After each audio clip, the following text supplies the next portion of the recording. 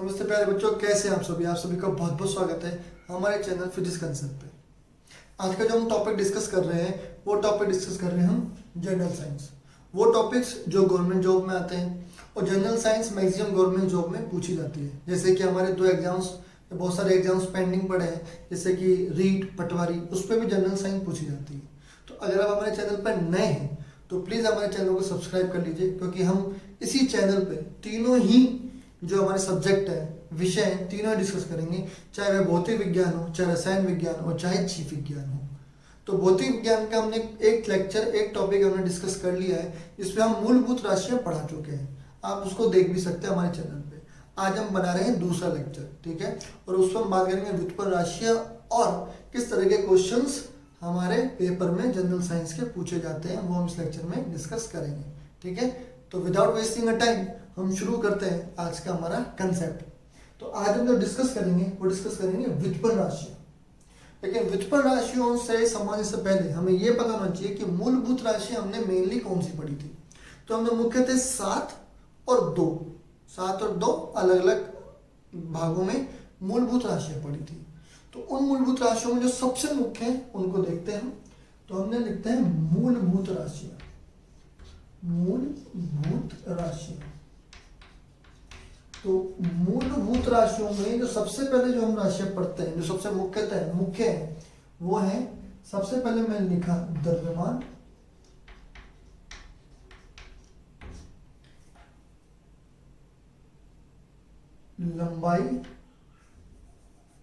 लंबाई और समय। मुख्यतः ये तीन राशियां ये सबसे मेन है, द्रव्यमान, लंबाई, समय। और इनका मात्रक क्या पढ़े हमने? द्रव्यमान का मात्रक हमने पढ़ा किलोग्राम, लंबाई का मात्रक हमने पढ़ा मीटर, और समय का मात्रक पढ़ा हमने सेकंड, ठीक है।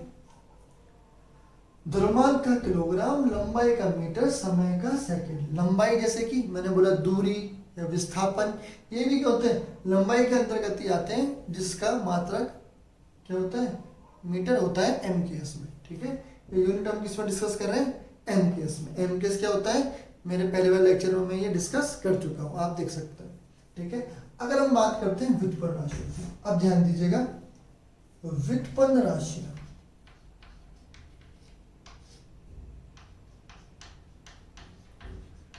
तो ध्यान रखिए, व्युत्पन्न राशियों की जो परिभाषा है वो ये है कि व्युत्पन्न राशियां मूलभूत राशियों से उत्पन्न होती है।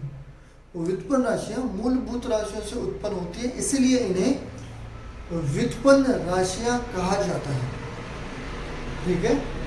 दोबारा सुन लीजिए, व्युत्पन्न राशियां मूलभूत राशियों पर निर्भर करती हैं या फिर इनके मात्रक मूलभूत राशियों से उत्पन्न होते हैं, इसलिए इन्हें व्युत्पन्न राशियां कहा जाता है। अब एग्जाम्पल डिस्कस करते हैं। पहला, मान लो हमने एग्जाम्पल लिखा वेग। तो वेग होता है विस्थापन बटा में समय। मैंने अभी बताया कि विस्थापन लंबाई के अंतर्गत आता है, लंबाई का मात्रक होता है मीटर।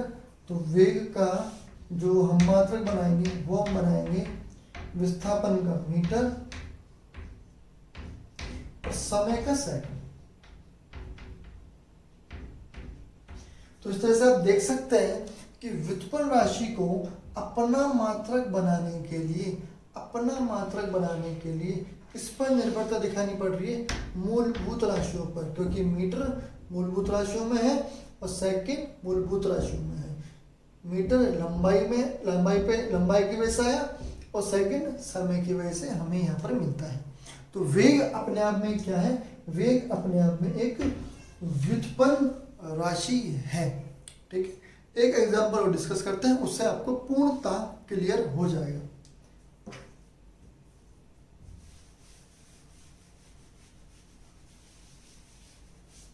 फॉर्मूले को ढंग से देखना, मैं बात कर रहा हूं बल की। बल को निरूपित किया जाता है F से। फॉर्मूला बनता है F इक्वल्स टू ma।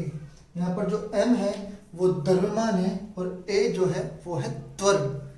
तो हम त्वरण को इस प्रकार लिख सकते हैं F इक्वल्स टू एम, ए की वैल्यू v अपॉन टी, मतलब कि वेग में परिवर्तन की दर ही त्वरण कहलाती है। वेग में परिवर्तन की दर ही त्वरण कहलाती है। तो वेग में परिवर्तन की दर, परिवर्तन किसके सापेक्ष? समय के सापेक्ष। तो अब जो यहाँ पर t है, इस t को, तो यहाँ पर t है उसको मैं अब m के नीचे भी लिख सकता हूँ, क्योंकि तीनों राशियां आपस में गुणा में है।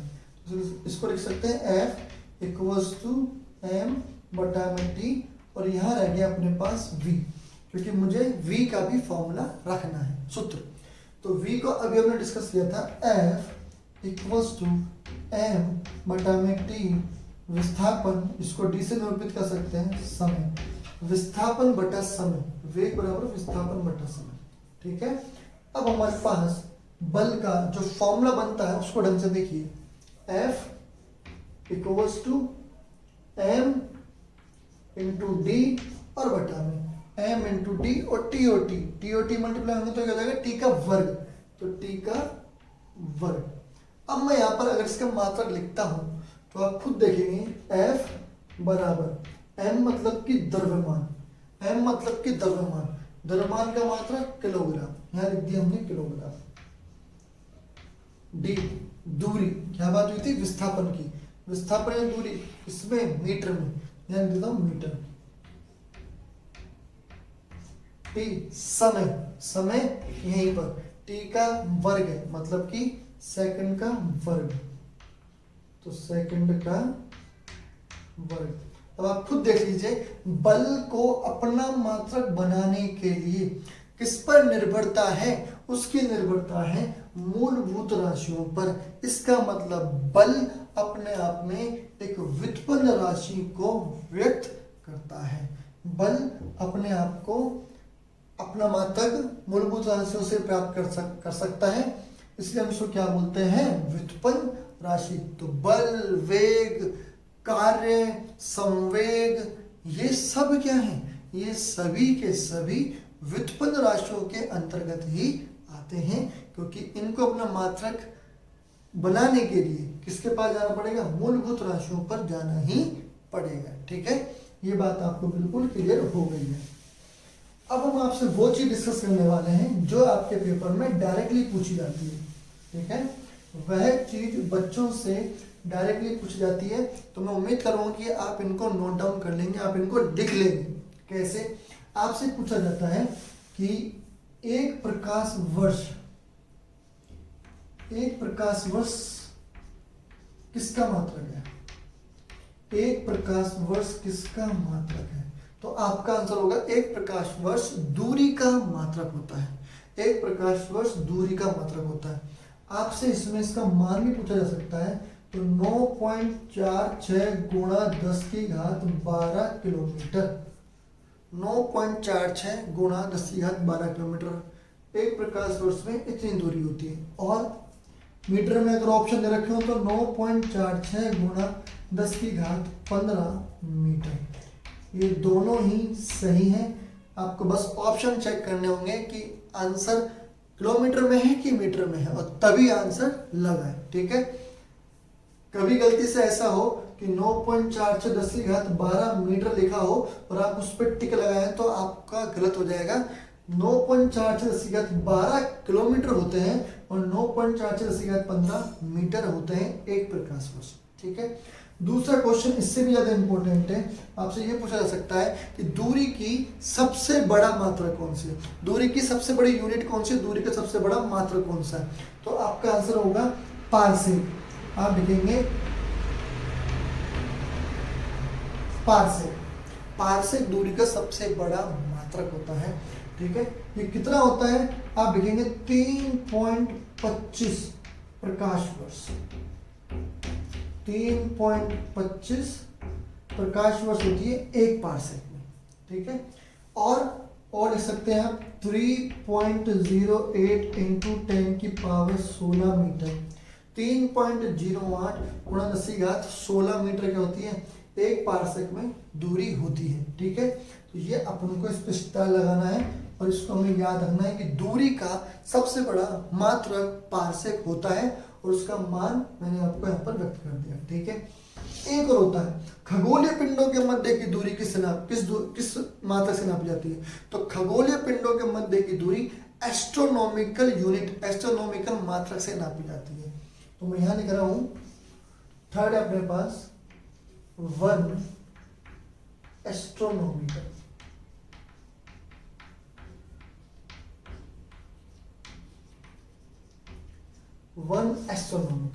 ठीक है, इसमें कितना मान होता है? 1.496 इंटू 10⁻11 मीटर। याद कर लीजिए, इनको बिल्कुल कंठस्थ कर लीजिए, इसमें कोई डाउट या कंफ्यूजन मत रखिए कि 1 एस्ट्रोनॉमिकल खगोलीय पिंडों के मध्य की दूरी नापने के लिए यूज में होती है और इसका मान 1.496 मीटर होता है। ये फर्स्ट, सेकंड और थर्ड तीनों ही दूरी को मापने के लिए काम में आते हैं। इनके मान कई बार पेपर में डायरेक्टली पूछ लिए जाते हैं, इनको आप कंठस्थ कर लेंगे। ठीक है, अब हम बात करते हैं नेक्स्ट टॉपिक की, जिसपे कई बार क्वेश्चन आ जाता है या फिर जिसकी आपको नॉलेज होनी बहुत जरूरी है, वो बड़े काम की चीज है। मैं आपको बताने वाला हूं 10 की जो धनात्मक घातें होती है, 10 की जो धनात्मक घातें होती है उनको क्या बोला जाता है। ठीक है, तो मैं यहां शुरू कर रहा हूं, मैं धनात्मक घातों के लिए बात कर रहा हूं। तो सबसे पहले अगर 10 की घात 1 है तो इसको हम बोलेंगे डेका। ठीक है, दूसरा अगर 10 की घात 2 है इसे हम बोलेंगे हेक्टा। ठीक, तीसरा अगर 10 की घात 3 है इसको हम बोलेंगे किलो। चौथा अगर 10 की घात 6 है इसे हम बोलेंगे मेगा। 10 की घात 1 को हम बोलेंगे डेका, 10 की घात 1 को डेका, 10 की घात 2 को हेक्टा, 10 की घात 3 को किलो, 1 किलो तो 10 की घात 3 1000 ग्राम होते हैं ना। 10 की घात 6 मेगा। पांचवा 10 की घात 9 गीगा। ठीक है, नेक्स्ट सिक्स्थ 10 की घात 12 इसको बोलते हैं टेरा। ठीक है, नेक्स्ट 10 की घात 15 इसको बोलते हैं पेटा। 8 10 की घात 18 इसको बोलते हैं एक्सा। 9 10 की घात 21 इसको हम बोलते हैं जेटा, या कई जगह ये जेटो भी लिखा होता है। ठीक है, और 10वां 10 की घात 24 इसको हम बोलेंगे येटो। ये बिल्कुल आपको कंठस्थ कर लेने हैं, बिल्कुल कंठस्थ कर लेने हैं। जिस तरह से मुझे याद है उस तरह से आपको भी याद आसानी से हो जाएगा। इसको केवल आपको प्रैक्टिस करनी है, एक से ज़्यादा बार इसको लिखना है। इस पर क्वेश्चन कैसे बनता है मैं आपको बताऊंगा। 10 की घात 1 को डेका, 10 की घात 2 को हेक्टा, 10 की घात 3 किलो, 10 की घात 6 मेगा, 10 की घात 9 गीगा, 10 की घात 12 टेरा, 10 की घात 15 10 की घात 15 पेटा, 10 की घात 18 एक्सा, 10 की घात 21 जेटा, 10 की घात 24 येटो। तो ये जितनी भी 10 की घातें थी सब धनात्मक थे। ठीक है, अब मैं बात करूंगा 10 की ऋणात्मक घातों के बारे में। 10 की ऋणात्मक घातों के बारे में। ठीक है, तो मैं यहां पर लिख रहा हूं ऋणात्मक, और यहां जो हमने बात करी वो बात करी है धनात्मक। ये हमने 10 की घात धनात्मक बातें करी है और यहाँ पर हम बात करेंगे 10 की घात ऋणात्मक। ठीक है, वो आपको याद करनी है। तो सबसे पहले शुरुआत करते हैं 10 की घात -1 इसको हम बोलेंगे डेसी। ठीक है, दूसरा 10 की घात -2 इसको हम बोलेंगे सेंटी। तीसरा 10 की घात -3 इसको हम बोलेंगे मिली। चौथा 10 की घात -6 इसको हम बोलेंगे माइक्रो। क्या बोलेंगे? माइक्रो। 5 10 की घात -9, इसको हम बोलेंगे नैनो। जो नैनो तकनीकी चल रही है, नैनो टेक्नोलॉजी, वो 10 की घात -9 ही होती कहलाती है। और उसके बाद हम आते हैं छठे पे, 10 की घात -12, इसको हम बोलेंगे पिको। क्या बोलेंगे? पिको।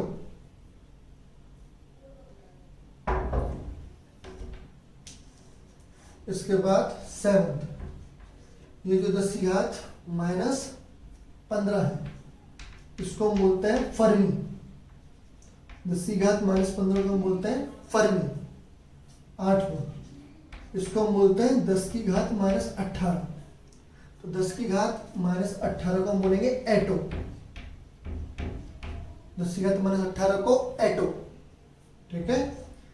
नेक्स्ट बात है 10 की घात -21, इसको हम बोलेंगे जेप्टो। इसको हम बोलेंगे जेप्टो। और लास्ट 10 की घात -24, इसको हम बोलेंगे येप्टो। येप्टो। ये सारे के सारे, ये वाले धनात्मक, ये वाले ऋणात्मक, एक बार इनको सारों को देख लो। देखो फटाफट से, deca, hecta, kilo, mega, giga, tera, peta, exa, zetta, गेटो, -12, डेसी, सेंटी, मिली, मिली 10 की घात -3, milli, micro, nano, -12 pico, -15 fermi, 10 की घात -18 एटो। एटो, एल्टो और कुछ नहीं, एटो ही होगा ये। 10 की घात -21 जेप्टो और 10 की घात -24 येप्टो। ये आपको बिल्कुल कंठस्थ कर लेने हैं। अब मैं आपको एक और बताऊंगा, उसको भी ध्यान रखना। ठीक है। इन सबको आप देख लीजिए, नोट डाउन कर लीजिए, पॉज करके, वीडियो को पॉज करके भी नोट डाउन कर लेना। ठीक है। मैं एक और बताऊंगा, फिर मैं बताऊंगा कि इस पर क्वेश्चन कैसे बनता है। ठीक है।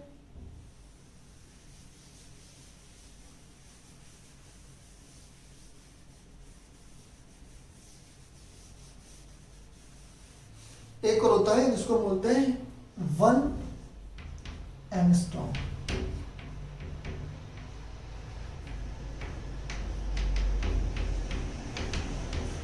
1 एंगस्ट्रॉम, इसको निरूपित करते हैं ऐसे। याद रखना, ये 1 एंगस्ट्रॉम होता है 10 की पावर -10। ये बड़े काम का है। 1 एंगस्ट्रॉम इक्वल्स टू 10 की पावर -10। ठीक है। अब मैं आपको बताता हूं, आया हुआ क्वेश्चन है साइंस में, वो ऐसे है कि ये याद रहेगा 1 एंगस्ट्रॉम होगा 10 की पावर -10। ठीक है। मैं इसको हटा देता हूं, मैं इसको साइड में लिख दूंगा आपके लिए। ये लीजिए 1 एंगस्ट्रॉम इक्वल्स टू 10 की पावर -10। ठीक है। अब क्वेश्चन देखो क्या हुआ। क्वेश्चन ऐसा हुआ है कि 10 की पावर -10 मीटर, 10 की पावर -10 मीटर तुल्य है। ठीक है। तो इसका जो ए ऑप्शन था वो था 10 की घात -9 सेंटीमीटर। बी ऑप्शन था 10 की घात -7 सेंटीमीटर। सी ऑप्शन था 10 की घात -8 सेंटीमीटर। और डी ऑप्शन था नन। इनमें से कोई नहीं। तो 10 की घात -10 मीटर तुल्य है। तो अगर आपको पता हो कि मिली, माइक्रो ये क्या होते हैं, सेंटीमीटर क्या होता है, सेंटी क्या होता है, तभी तो, इसीलिए मैंने आपको पहले ही बताया है, सारी धनात्मक ऋणात्मक सब बताया है, उनको केवल आपको दिमाग में रखना है। अब देखो 10 की घात -10 चाहिए अपन को, इसको चेक करो। 10 की घात -9 और सेंटी, ये क्या पर है, यहाँ पर क्या है, मीटर से पहले क्या है, सेंटी। तो 10 की घात -9 सेंटी होता है 10 की घात -2। यहाँ पर एक्सपेंड कर रहा हूं मैं इसको, फर्स्ट वाले ऑप्शन को यहाँ एक्सपेंड कर रहा हूं मैं। कैसे? 10 की घात -9 और सेंटी का मतलब 10 की घात -2। अगर ये समान है तो 9 और 2 कितना होगी 11। तो 10 की घात -11 क्या बनता है, मीटर। तो ये वाली जो वैल्यू है ये मीटर में है, 10 की घात -11 मीटर। हमसे पूछे 10 की घात -10, इसका मतलब ये ऑप्शन नहीं आएगा। ठीक है। दूसरे पावर 10 की घात -7, तो 10 की घात -7 सेंटी का भी क्या बताया था 10 की घात -2 और मीटर का मीटर रह गया, तो 7 और 2 कितना हो गया 9, ये क्या बन गया 10 की घात -9 मीटर। हमसे बोले 10 की घात -10, ये ऑप्शन भी नहीं आएगा। इस पर आ जाओ 10 की घात -8 सेंटीमीटर, इसको देखो तो 10 की घात -8 सेंटीमीटर कैसे बनेगा, 10 की घात -8 और सेंटी कितना होता है 10 की घात -2, 10 की घात -2 क्या बन गया मीटर। तो 10 की घात -8 और -2 कितना हो गया, दोनों जुड़ जाएंगे, तो ये बन जाएगा 10 की घात -10 मीटर। इसका मतलब आपका आंसर सी ही सही है, इस ऑप्शन को चेक करने की आवश्यकता ही नहीं है। इसका मतलब आपको आंसर मिल गया 10 की घात -8 centimetre is your right answer. इसीलिए मैंने आपको 10 की धनात्मक और ऋणात्मक सारी बातें बताई हैं। तो जितनी बातें बताई हैं सबको आप याद रखेंगे, कंठस्थ करेंगे, पढ़ाई करेंगे। कोई भी डाउट है, कोई भी समस्या है, आप मेरे को पूछेंगे, लेकिन हमारे चैनल को सब्सक्राइब कीजिए, शेयर कीजिए, ताकि बच्चों को हो सके फायदा। आप सभी का बहुत बहुत धन्यवाद सपोर्ट करने के लिए। ऐसे ही सपोर्ट करते रहिए। थैंक यू वेरी मच और पढ़ाई करते रहिए। धन्यवाद।